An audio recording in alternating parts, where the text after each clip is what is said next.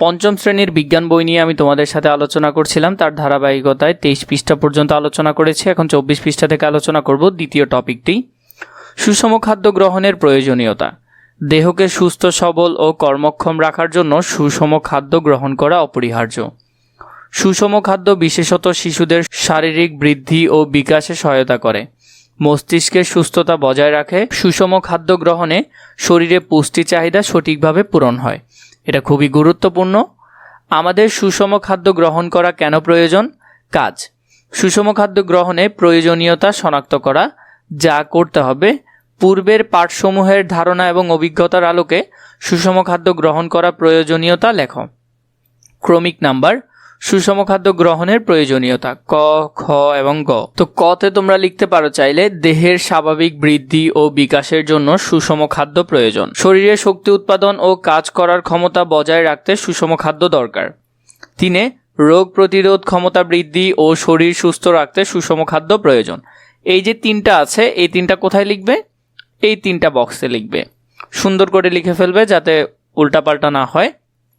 সার সংক্ষেপ, সুস্থ থাকার জন্য সুষম খাদ্য গ্রহণের কোনো বিকল্প নেই। সুস্থ থাকার জন্য সুষম খাদ্যের কোনো বিকল্প নেই। সুস্থ ও কর্মক্ষম থাকার জন্য সঠিক পরিমাণ পুষ্টি উপাদান প্রয়োজন। সুষম খাদ্য গ্রহণের বয়স, লিঙ্গ এবং কাজের ধরনে আলাদা হতে পারে। সুষম খাদ্যের প্রয়োজনীয়তা সম্পর্কে আরও কিছু জানি। আমরা আগে ছোট ছিলাম, এখন ধীরে ধীরে বড় হচ্ছি। প্রতিদিন আমরা নানা রকম কাজকর্ম, ছোটাছুটি, খেলাধুলা, লেখাপড়া করি। খেলতে গিয়ে সামান্য কেটে ছিঁড়ে গেলে কোনো ওষুধ ছাড়াই কয়েকদিনের মধ্যে তা ভালো হয়ে যাচ্ছে। এর মূলে রয়েছে সুষম খাদ্য। খাদ্যের উপাদানগুলো আমাদের দেহে যে কাজ করে সেগুলো হলো খুবই বেশি গুরুত্বপূর্ণ। তোমাদের সংক্ষিপ্ত প্রশ্ন আসতে পারে যে খাদ্য আমাদের দেহের মধ্যে যে কাজ করে, দেহের বৃদ্ধি সাধন, ক্ষয়পূরণ ও সুরক্ষা প্রদান করে, তাপ উৎপাদন ও কাজ করার শক্তি প্রদান করে, শরীরবৃত্তি ও কর্মশক্তি প্রদান করে, দেহের রোগ প্রতিরোধ ক্ষমতা তৈরি হয়। খুবই বেশি গুরুত্বপূর্ণ, খুবই ভালো করে দেখবে। প্রতিদিন প্রয়োজনীয় পরিমাণে সুষম খাদ্য গ্রহণ না করলে শরীরে পুষ্টি ভারসাম্য নষ্ট হয়। একটি খাদ্য উপাদানের অভাবে আরেকটি উপাদান শোষিত হয় না অথবা যথাযথ কাজ করে না। এর ফলে পর্যাপ্ত পুষ্টিকর খাবার খেলেও অনেকের পুষ্টিহীনতা দেখা দেয়। আবার কোনো উপাদান প্রয়োজনের অতিরিক্ত গ্রহণ করলে স্থূলতা সহ মানে কি? স্থূলতা মানে মোটা হয়ে যাওয়া, নানা রকম শারীরিক সমস্যা তৈরি হয়। মানে অনেকে যদি অতিরিক্ত পরিমাণ খাবার খেয়ে ফেলে, কোনো খাবার, নির্দিষ্ট খাবার, যেমন আমরা ভাত বেশি খাই, তাই আমাদের দেশের যে মানুষরা আছে ওদের ভুঁড়িটা একটু বেশি থাকে। প্রতিদিনের খাবার সুষম না হলে শরীর দুর্বল হয়ে যায়, রোগ প্রতিরোধ ক্ষমতা কমে যায়, ফলে সহজে শরীরে রোগের আক্রমণ হতে পারে।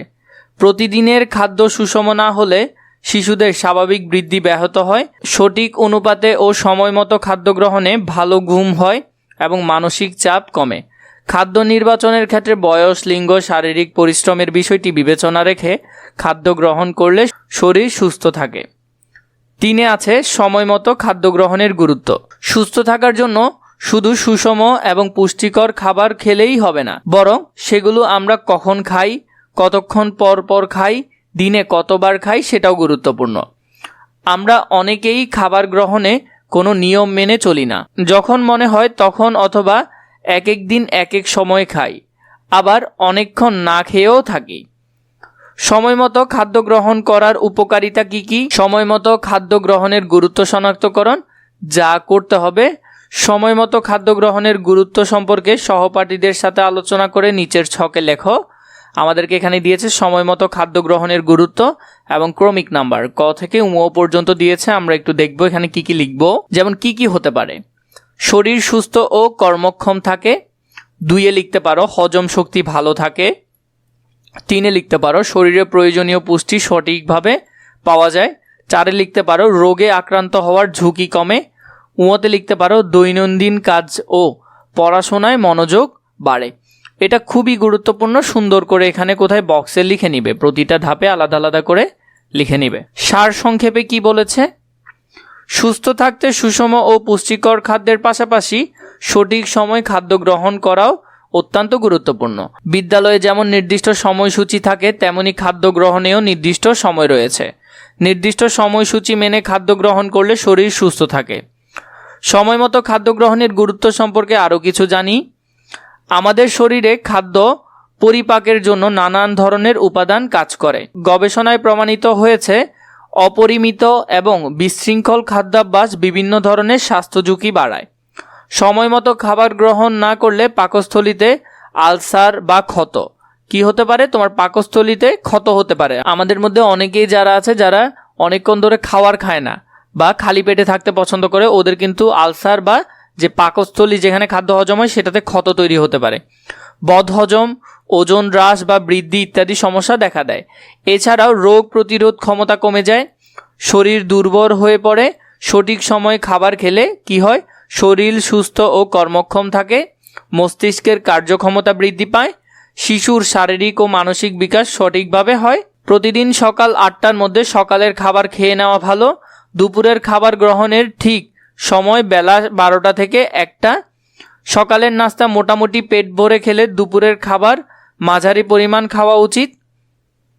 রাতের খাবার সন্ধ্যা 7টার মধ্যে খেয়ে ফেলা ভালো। তাহলে দেখো একটা জিনিস খেয়াল করো, রাতের খাবার কখন বললো? সন্ধ্যা 7টার মধ্যে। যদিও আমাদের সমাজে এখন যারা সন্ধ্যা 7টায় ভাত খায় ওদেরকে আনস্মার্ট মানুষ বলে, কিন্তু এটা শরীরের জন্য কখনো উপকারী না। শরীরের জন্য উপকারী তুমি যত তাড়াতাড়ি খেতে পারবে। আমরা যখন ছোটোবেলায় গ্রামে ছিলাম, আমরা ঠিক মাগরিবের আজান দিয়েছে, আমরা ভাত খেয়ে সবাই অতটুকুতে ঈশার নামাজ পড়ে সবাই ঘুমিয়ে গিয়েছে, একেবারে সকালে সবাই উঠেছে। তো তোমাদেরও প্রয়োজন একেবারে সন্ধ্যায় খেয়ে ফেলবে, বাসার বাকিরা খাক বা না খাক। তোমরা যারা পড়ছো এখন, তোমরা বুঝার চেষ্টা করবে যে সন্ধ্যা যত তাড়াতাড়ি খাওয়া যায়। যেমন পাখিরা দেখো ঠিকই সন্ধ্যার আগে ওরা খাবার খেয়ে ঘরে চলে আসে, সারা রাত ওরা ভালো মতো ঘুম যায়, সকালে অনেক তাড়াতাড়ি ফজরের সাথে সাথে তারা উঠে যায়। তো এটাই আসলে সুন্নাহ এবং এটাই করা উচিত, জীবনের জন্য খুবই ভালো হবে। চেষ্টা করবে, আমি নিজেই পারি না তাও তোমাদেরকে উপদেশ দিলাম, যতটুকু মানার চেষ্টা করবে।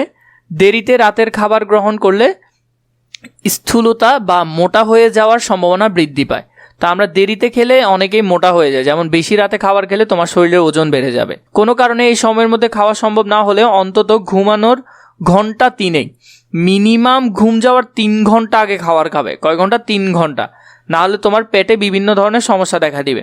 আগে রাতের খাবার গ্রহণ করা উচিত। রাতে সহজ পাচ্ছ, যেগুলো সহজে হজম হবে। রাতে অনেক ভারী খাওয়ার প্রয়োজন নাই। রাতে সহজ পাচ্ছ খাবার খাওয়া ভালো। খাবার হজম হতে সাধারণত 3 থেকে 4 ঘন্টা সময় লাগে। এজন্য প্রতিবেলা খাদ্য গ্রহণের মাঝে কমপক্ষে 4 ঘন্টা বিরতি থাকা, 4 ঘন্টা বিরতি দেওয়া প্রয়োজন। সারা দিন গরুর মতো গিলা উচিত না।